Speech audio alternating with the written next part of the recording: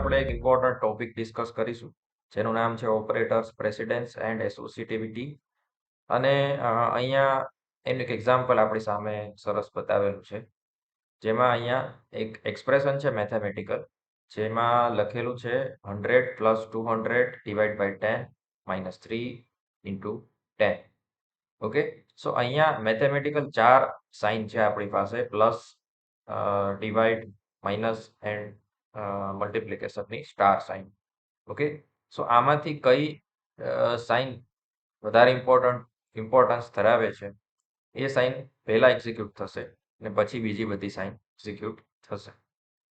Okay, સો અહીંયા આપણને knowledge છે એ પ્રમાણે સી લેંગ્વેજમાં મલ્ટિપ્લિકેશન અને ડિવિઝન પહેલા થતા અને પછી એડિશન અને સબટ્રેક્શન થતા. ઓકે, સો એ કઈ રીતે નક્કી થાય છે એ આપણે જો જાણવું હોય તો એનું એક ટેબલ હોય છે, જે પાયથન માટે જે પ્રેસિડન્સ ટેબલ છે એ અહીંયા બતાવેલું છે.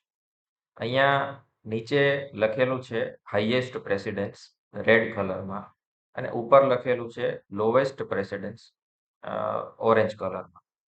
તો એનો મતલબ શું થાય છે તો કે પેરેન્થેસિસ એટલે કે નોર્મલ બ્રેકેટ જે છે એનું ઇમ્પોર્ટન્સ સૌથી વધારે છે. બ્રેકેટની અંદર કોઈ વસ્તુ લખેલી હોય તો સૌથી પહેલા એ એક્ઝિક્યુટ થશે, પછી એના પછીના બ્રેકેટ, પછી એના પછીના બ્રેકેટ. ઓકે, બીજા કોઈ ઓપરેટર્સ એની સાથે હોય તો પણ એનું ઇમ્પોર્ટન્સ નોર્મલ બ્રેકેટ પછી રહેશે. સો એનું મહત્વ સૌથી વધારે છે, એનું પ્રેસિડેન્સ સૌથી વધારે છે.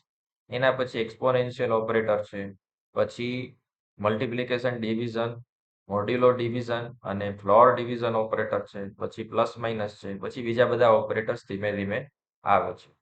લોજિકલ ઓપરેટર્સ છે એ સૌથી છેલ્લે છે, જે આપણે જોઈ શકીએ છીએ. તો આ રીતે ઇમ્પોર્ટન્સ નક્કી થાય છે અને ઇમ્પોર્ટન્સ પ્રમાણે એક્ઝિક્યુશન આગળ જશે. હવે અહીંયા 4 ઓપરેટર બતાવેલા છે છેલ્લેથી ત્રીજી રોમાં: સ્ટાર, સ્લેશ, પર્સન્ટેજ અને ડબલ સ્લેશ.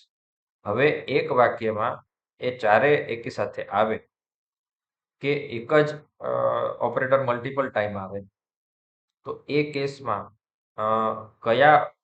આ ચારમાંથી કયા ઓપરેટરને પહેલા એક્ઝિક્યુટ કરવું અને કયાને પછી એક્ઝિક્યુટ કરવું, એ એક કન્ફ્યુઝન ક્રિએટ કરી શકે. તો એના માટે અહીંયા લાસ્ટ કોલમ આપેલી છે, ધેટ ઇઝ કોલ્ડ અસોસિએટિવિટી, અને એમાં લખેલું છે લેફ્ટ ટુ રાઈટ. જો આ ચારે એકી સાથે આવશે તો લેફ્ટમાં કયું છે, અત્યારના કેસમાં આપણે જોઈએ છીએ એમાં સ્ટાર છે, તો સ્ટાર પહેલા એક્ઝિક્યુટ થશે, પછી સ્લેશ, પછી પર્સન્ટેજ, પછી ડબલ સ્લેશ. ઓકે, મોડ્યુલો ડિવિઝન અને પછી ફ્લોર ડિવિઝન.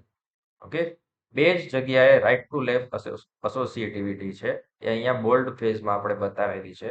એક છે અસાઇનમેન્ટ ઓપરેટર્સ અને સેકન્ડ છે એક્સપોનેન્શિયલ ઓપરેટર. એમાં રાઈટ ટુ લેફ્ટ અસોસિએટિવિટી છે. બાકીના બધામાં લેફ્ટ ટુ રાઈટ અસોસિએટિવિટી રૂલ લાગુ પડે છે. એટલે નોર્મલ કેસ આપણે લઈએ તો લેફ્ટ ટુ રાઈટ એક્ઝિક્યુટ કરવું જોઈએ જો પ્રેસિડેન્સ સરખું હોય તો. તો હવે આપણે ફરીથી આપણા એક્ઝામ્પલમાં આવી જઈએ.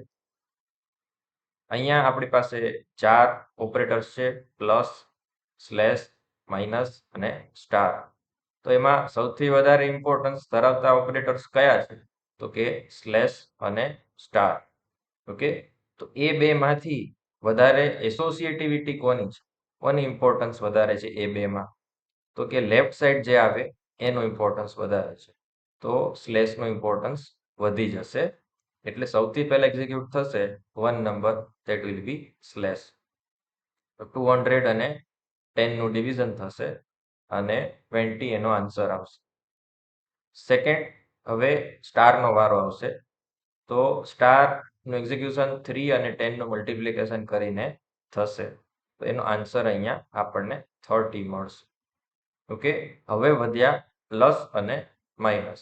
એ બંનેનું પ્રેફરન્સ કે પ્રેસિડેન્સ સરખું છે, તો એમાં સૌથી પહેલા પ્લસ એક્ઝિક્યુટ થશે કે જે લેફ્ટ સાઈડ છે. એટલે 100 અને અહીંયા આન્સર આવી ગયો છે આ બંનેનો 20, એ બંનેનું એડિશન થશે અને 100 + 20 ઇટ વિલ બી 120. હવે લાસ્ટ એક જ વધ્યો છે, ઇટ ઇઝ માઇનસ. તો માઇનસ માટે લેફ્ટ સાઈડ 120 આવેલા છે અને રાઈટ સાઈડ 30 આવેલા છે. તો આન્સર એનો થશે 120 minus 30, it will be 90. બીજી કોઈ પણ સિક્વન્સમાં એક્ઝિક્યુટ કરો તો આન્સર ચેન્જ થઈ જાય. ઓકે, તો આ સિક્વન્સ મેન્ટેન પાયથન લેંગ્વેજમાં થાય છે અને એ આપણે કન્ફર્મ કરવું હોય તો આપણે કમાન્ડ લાઈનમાં પાયથન રન કરીએ અને સેમ ઇક્વેશન આપણે લખીએ એક્સપ્રેશન, તો આપણને આન્સર 90 મળવો જોઈએ. તો આપણે 100 પ્લસ 200 સ્લેશ 10 માઇનસ 3 અને સ્ટાર 10 આ એક્સપ્રેશન લખીએ છીએ અને આન્સર એક્સપેક્ટેડ છે 90. અહીંયા એન્ટર પ્રેસ કરીએ આપણને આન્સર 90.0 ડિસ્પ્લે થાય છે. સો આપણે જે વિચારીએ છીએ કે ભાઈ પાયથનમાં આ રીતે ઓપરેટર્સ એક્ઝિક્યુટ થાય છે, વી આર રાઈટ. ઓકે, હવે આપણે સપોઝ કે એક્ઝિક્યુશન ચેન્જ કરવું છે. મારે એવું કરવું છે કે 100 પ્લસ 200 એ પહેલા એક્ઝિક્યુટ થાય પછી આ બધું થાય, પછીની સિક્વન્સનો મને મતલબ નથી. ઓકે, તો હું શું કરીશ, તો નોર્મલ બ્રેકેટ જે છે એનાથી એ બંનેને કવર કરી લેશું. પછી આ રીતે લખીશું. તો નોર્મલ બ્રેકેટમાં કવર કરવાથી શું થશે, તો કે નોર્મલ બ્રેકેટનું પ્રેસિડન્સ હાઈએસ્ટ છે, તો એમાં જે છે એ પહેલા એક્ઝિક્યુટ થશે. ઓકે, તો આન્સર આ કેસમાં ચેન્જ થવો જોઈએ. શું આવશે એ તો મને પણ નથી ખબર, કારણ કેલ્ક્યુલેશન આપણે કરેલા નથી. તો answer is coming as 0. Okay, તો જોઈએ 0 શું કામ થાય છે. સૌથી પહેલા 100 અને 200 નું એડિશન થશે, ઇટ વિલ બી 300. તો 300 ડિવાઈડ બાય 10 માઇનસ 3 ઇન્ટુ 10, આવું સેન્ટેન્સ થાય. ઓકે, તો અહીંયા સૌથી પહેલા 300 ડિવાઈડ બાય 10 એક્ઝિક્યુટ થાય, એટલે એનો આન્સર થાય 30 માઇનસ 3 ઇન્ટુ 10, આવું ઇક્વેશન બને. તો આપણે જોઈ શકીએ છીએ કે અહીંયા 30 માઇનસ 30 એવું બને છે, કારણ કે માઇનસ અને સ્ટારમાં પ્રેસિડેન્સ સ્ટારનું વધારે છે. 30 minus 30 it is becoming 0.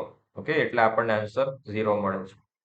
Okay, તો હવે બીજું એક કાર્ય કરીએ કે 10 માઇનસ 3 છે એને પહેલા એક્ઝિક્યુટ કરીએ. 100 પ્લસ 200 સ્લેશ અહીંયા આપણે બ્રેકેટ લઈ લેશું 10 માઇનસ 3 અને સ્ટાર. ઓકે, અહીંયા જ આન્સર છે 10. અહીંયા આપણને આન્સર ડિફરન્ટ આવે છે. શું કામ, તો કે અહીંયા 100 પ્લસ 200 સ્લેશ 7 ઇન્ટુ 10 આવું થાય છે.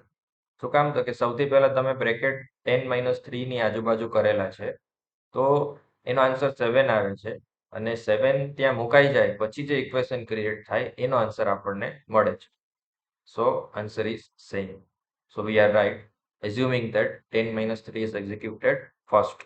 ઓકે, તો આ રીતે તમે એક્ઝિક્યુશનનો ઓર્ડર તમારી મરજી પ્રમાણે ચેન્જ કરી શકો છો. ડિફોલ્ટ ઓર્ડર કયો છે એ ઓપરેટરના પ્રેસિડેન્સ એઝ વેલ એઝ એસોસિએટિવિટી ઉપરથી નક્કી થાય છે, પણ તમારે ચેન્જ કરવો હોય તો બ્રેકેટની મદદ લઈ શકાય છે.